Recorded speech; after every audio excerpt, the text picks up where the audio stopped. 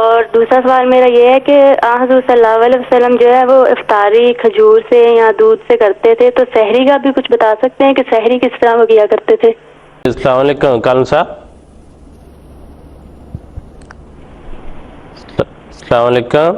وعلیکم السلام ورحمۃ اللہ۔ کالم صاحب ایک سوال ہمیں موصول ہوا جس میں وہ خاتون پوچھ رہی تھیں کہ افطاری کے متعلق تو ملتا ہے کہ حضور صلی اللہ علیہ وسلم کھجور سے یا پانی سے یا اور جو چیزیں روایات میں مذکور ہیں ان سے افطاری کرتے تھے، سحری کے متعلق کوئی سنت نبوی کی تفصیل ملتی ہے؟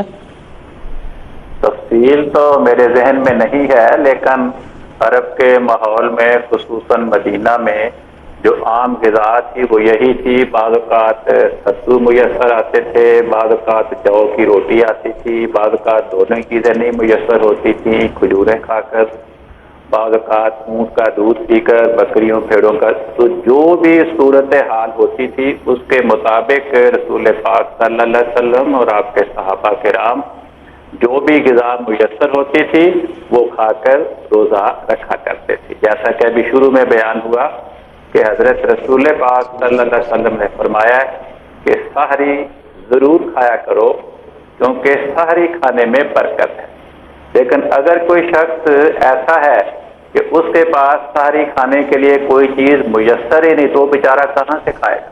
تو وہ تو پھر جو اس نے شام کا کھانا کھایا تھا اسی پر وہ روزہ رکھ لے گا۔